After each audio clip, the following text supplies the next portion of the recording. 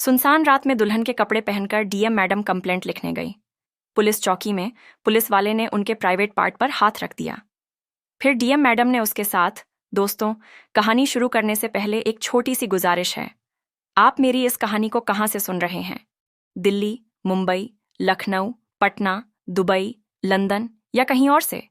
कृपया अपना नाम और जगह कमेंट बॉक्स में ज़रूर लिखें। यह मेरे लिए बहुत मायने रखता है। और हाँ, अगर आपने मेरा चैनल सब्सक्राइब नहीं किया है तो अब भी कर लें, ताकि ऐसी ही रोचक कहानियां आपके पास पहुंचती रहें। महानगर का वह पुलिस स्टेशन जहां महिलाएं इंसाफ की आस लेकर पहुंचती थीं, दरअसल थाना प्रभारी अमर चौधरी की हवस का गढ़ बन चुका था। जो भी विवाहित महिला शिकायत लेकर आती, वह उसकी मजबूरी का फायदा उठाकर धमकाता। अगर केस दर्ज करवाना है तो पहले मेरी शर्त मानो। कई महिलाएं आंसुओं के साथ लौट जातीं तो कुछ डर के मारे चुप रह जातीं। लेकिन यह काला सच ज्यादा दिन छिपा न रहा। जब शिकायतें जिला अधिकारी डीएम सान्या वर्मा तक पहुंचीं तो उन्होंने ठान लिया कि अब इस अत्याचार का अंत होगा। मैं खुद इस गंदगी को उजागर करूंगी, उन्होंने मन में कहा। उस रात सान्या ने दुल्हन का जोड़ा पहना और पुलिस स्टेशन पहुंची। अमर ने उसे देखकर वहीं घिनौनी मुस्कान बिखेरी। अरे दुल्हन, इतनी रात को? बताओ, क्या मदद चाहिए? सान्या ने जानबूझकर अपनी मजबूरी जताई। अमर पास आया और उसे सामान्य महिला समझकर वही हरकत करने लगा जो दूसरी महिलाओं के साथ करता था। लेकिन जो हुआ वह चौंकाने वाला था। यह शहर कभी नहीं सोता। दिन में दफ्तरों की भागम भाग, ट्रैफिक की चीखें और रात में जगमगाती सड़कें। लेकिन इस चमक के पीछे कई काले साए छिपे थे। साए जो किसी महिला की जिंदगी को तबाह कर देते। चांदपुर का पुलिस स्टेशन। बाहर टूटी कुर्सियों पर लोग अपनी बारी का इंतजार करते। कोई अपने रिश्तेदार की रिहाई के लिए आया था, कोई चोरी की शिकायत लेकर, तो कोई बस एफआईआर की कॉपी लेने। थाने के भीतर बड़ी मेज पर पैर रखकर बैठा था थाना प्रभारी अमर चौधरी। 45 साल की उम्र, रौबीला चेहरा और आंखों में छल। उसकी वर्दी देखकर कोई भी उसे सच्चा अफसर समझ लेता, लेकिन उसकी सच्चाई सिर्फ कुछ मजबूर महिलाएं जानती थीं। अगला कौन है? उसने जोर से चिल्लाकर सिपाही को बुलाया। लोग उसके सामने कांपते हुए खड़े रहते। कुछ की आवाज डर से थरथराती, कुछ के हाथ पसीने से तर। लेकिन जब कोई विवाहित और अकेली महिला आती तो अमर की आंखें भेड़िए की तरह चमक उठतीं। उस दोपहर एक महिला आई। नाम था कावेरी। उसका सिर दुपट्टे से ढका था, चेहरे पर थकान और आंखों में डर। साहब, मेरे पति रोज मारते हैं, शिकायत दर्ज करवाइए, उसने कांपती आवाज में कहा। अमर ने उसे सिर से पांव तक घूरा, फिर हंसकर बोला, अरे ये तो घरेलू बातें हैं, थाने आने से बदनामी होगी। अकेले में बात कर लें, मैं तुम्हारे पति को समझा दूंगा, लेकिन तुम्हें भी मेरा साथ देना होगा। कावेरी उसका इशारा समझ गई। उसका चेहरा पीला पड़ गया। साहब, मैं सिर्फ शिकायत लिखवाना चाहती हूं, उसने हिम्मत जुटाकर कहा। अमर का लहजा सख्त हो गया।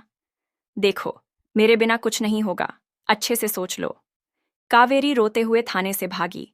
लेकिन यह कोई नई बात नहीं थी। कई महिलाएं ऐसी ही लौट चुकी थीं। चांदपुर की महिलाएं दोहरे जुल्म में फंसी थीं। एक तरफ घर का अत्याचार, दूसरी तरफ थाने का डर। अगर आवाज उठाती तो लोग ताने मारते, थाने क्यों गई, अपनी इज्जत खुद बिगाड़ी, और चुप रहने पर जुल्म बढ़ता। अमर चौधरी इस डर को हथियार बनाता। उसे पता था कि बदनामी के डर से कोई खुलकर नहीं बोलेगी। बाहर से वह आदर्श पुलिस वाला दिखता। जब पत्रकार या बड़े अधिकारी आते, वह सलाम ठोकता और कहता, मैं जनता का सेवक हूं। लेकिन बंद कमरे में उसकी असलियत बेहद गंदी थी। उसके साथी भी सब जानते थे, पर डर या छोटे मोटे लालच में चुप रहते। ये भ्रष्टाचार की जड़ गहरी हो चुकी थी। इसी बीच एक महिला ने हार नहीं मानी। उसका नाम था नेहा गुप्ता। वह पढ़ी लिखी थी और एक स्कूल में शिक्षिका थी। उसका पति बेकार और शराबी था, अक्सर उसे पीटता। एक दिन वह थाने पहुंची। अमर ने वही पुराना खेल शुरू किया। मैं तुम्हारे पति को जेल भेज सकता हूं, लेकिन तुम्हें मुझे खुश करना होगा। नेहा के आंसू छलके, लेकिन उसने हार नहीं मानी। वह चुपचाप लौटी और अगले दिन डीएम ऑफिस पहुंच गई। चांदपुर की डीएम थीं सान्या वर्मा। 24 साल की उम्र में तेज तर्रार और ईमानदार अफसर। उनकी मेज पर ढेर सारी फाइलें थीं, लेकिन नेहा को रोते देख उन्होंने सब रोक दिया। बताइए, क्या हुआ? सान्या ने नरम लेकिन ठोस आवाज में पूछा। नेहा ने सारी बात बता दी। उसकी आवाज कांप रही थी, लेकिन सच्चाई साफ थी। सान्या ने गहरी सांस ली और बोली, यह बहुत गंभीर है। अगर यह सच है तो इसने वर्दी को कलंकित किया है। नेहा की आंखों में उम्मीद जगी। मैडम, क्या मुझे इंसाफ मिलेगा? सान्या ने कहा, हाँ, और सिर्फ तुम्हें ही नहीं, उन सभी को जो अब तक चुप रहीं। सान्या ने गुप्त जांच शुरू की। नेहा जैसी अन्य महिलाओं से बयान लिए। उनके भरोसेमंद स्टाफ को बुलाकर कहा, यह काम गोपनीय है, हमें अमर को रंगे हाथ पकड़ना है। धीरे धीरे कई महिलाओं की कहानियां सामने आईं। सब एक जैसी थीं, बस हालात अलग। ममता एक मां थी जिसका पति रिक्शा चालक था। मोहल्ले के झगड़े की शिकायत लेकर वह थाने गई। अमर ने कहा, केस वापस लेना है तो अकेले मिलो। ममता ने मना किया तो उसने धमकाया।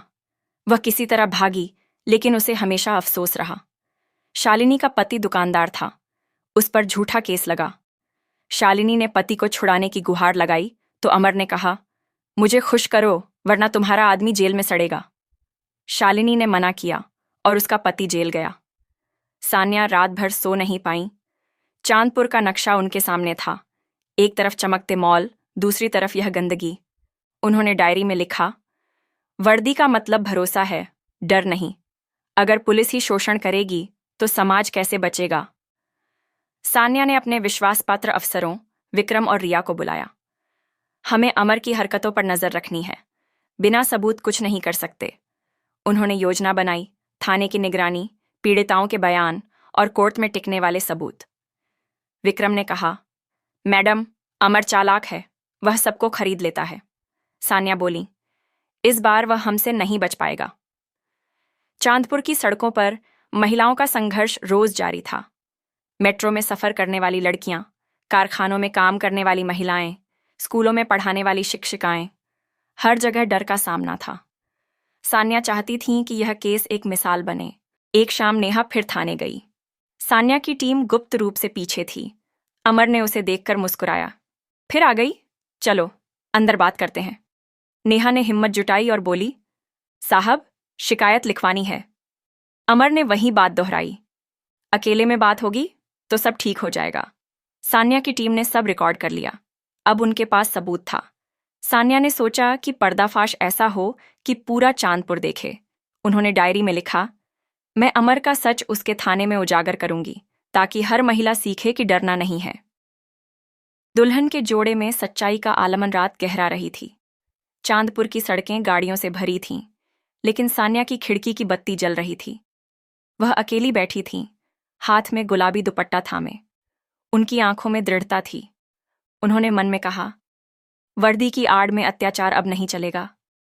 डीएम ऑफिस में रात के सन्नाटे में सान्या ने विक्रम और रिया को बुलाया। टेबल पर चांदपुर का नक्शा और कुछ फाइलें थीं। सान्या बोली, अब समय है, हम अमर को उसके थाने में पकड़ेंगे।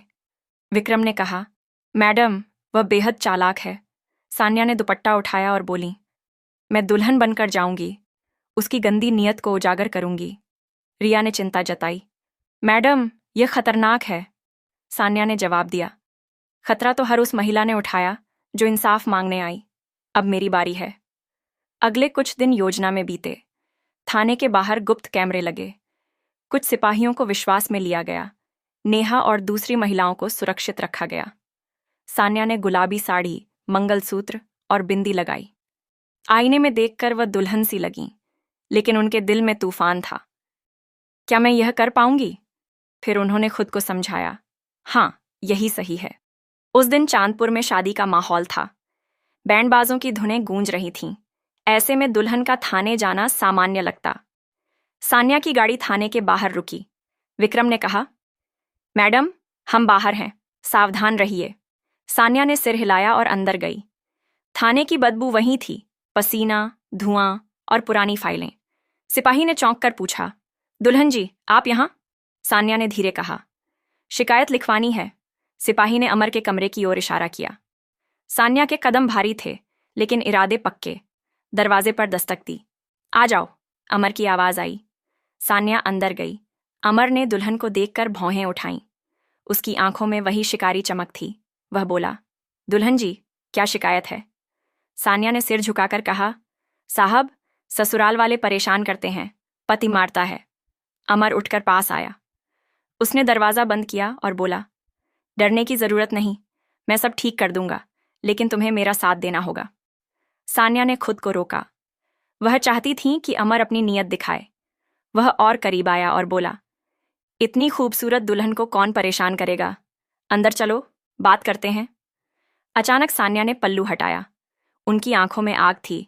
रुक जाओ अमर चौधरी। अमर ठिठक गया। मैं चांदपुर की डीएम सान्या वर्मा हूं। आज तुम्हारा खेल खत्म हुआ।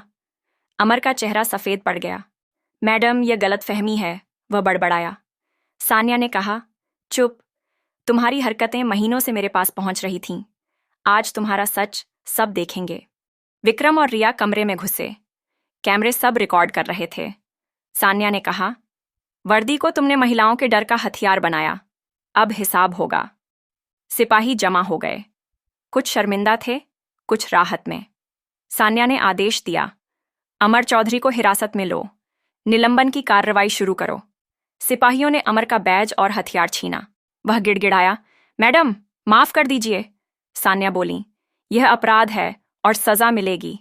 खबर जंगल की आग की तरह फैली। थाने के बाहर भीड़ लग गई। नेहा, ममता, शालिनी और कई महिलाएं आईं। उनकी आंखों में साहस था। नेहा बोली, मैडम, आपने हमें हिम्मत दी। सान्या ने कहा, यह तुम्हारी आवाज की जीत है। टीवी पर खबर चल रही थी। चांदपुर की डीएम ने दुल्हन बनकर थाना प्रभारी का पर्दाफाश किया। महिलाओं का शोषण करने वाला अमर चौधरी निलंबित। सान्या खिड़की से बाहर देख रही थीं। चांदपुर की रोशनी में उन्हें नई उम्मीद दिखी। अमर को हथकड़ी में थाने से निकाला गया। लोग जो पहले उसका रौब देखकर चुप रहते थे, अब बोल रहे थे, आखिरकार इसका सच सामने आया। अमर सिर झुकाए बड़बड़ा रहा था, मुझे फंसाया गया। लेकिन कोई नहीं सुन रहा था। मामला कोर्ट पहुंचा। नेहा, ममता, शालिनी और अन्य महिलाएं गवाही देने आईं। उनकी आवाज कांप रही थी, लेकिन सान्या को देखकर हिम्मत मिली। नेहा बोली, इसने मुझे धमकाया, केस दबाने की धमकी दी। ममता ने कहा, इसने हमारी इज्जत को बार बार ठेस पहुंचाई। जज ने कहा, वर्दी शक्ति है, शोषण का हथियार नहीं। ऐसे अफसरों को सजा मिलेगी। सान्या कोर्ट के बाहर पत्रकारों से घिरी थीं। एक ने पूछा, क्या यह सिस्टम की नाकामी है? सान्या बोली, यह चेतावनी है। कोई भी अफसर सीमा लांघेगा तो उसे सजा मिलेगी। उनके बयान ने चांदपुर में तूफान ला दिया। महिलाएं अब खुलकर बोलने लगीं। सान्या ने हिम्मत की पुकार अभियान शुरू किया। हर थाने में महिला हेल्प डेस्क बनी। सुरक्षित शिकायत कक्ष बनाए गए। महिला पुलिसकर्मियों की संख्या बढ़ी। सान्या ने कैंप लगाए और बोली, डर का समय खत्म हुआ, अपनी आवाज उठाइए। महीनों बाद कोर्ट ने फैसला सुनाया। अमर चौधरी को बर्खास्त किया गया और शोषण व दुरुपयोग के लिए सजा दी गई। वह जो कभी दूसरों को हथकड़ी पहनाता था, अब खुद कैदी था। यह सजा एक मिसाल बनी। चांदपुर की गलियां अब बेखौफ थीं। नेहा ने स्कूल में लड़कियों को बताया, चुप्पी सबसे बड़ा अपराध है। ममता ने महिला समूह बनाया। शालिनी ने अपने पति को जेल से छुड़ाया और कानूनी लड़ाई जीती। एक शाम चांदपुर के आज़ादी पार्क में रैली हुई। हजारों महिलाएं थीं। बैनर पर लिखा था, अब चुप्पी नहीं, हिम्मत होगी। सान्या ने कहा, यह समाज की लड़ाई है। ऐसा देश बनाएं जहां कोई महिला डरे नहीं। भीड़ चिल्लाई, हम डरेंगे नहीं। लेकिन सान्या जानती थीं कि एक सजा से सब नहीं बदलेगा। चांदपुर में और अंधेरे थे। कई और अमर चौधरी थे।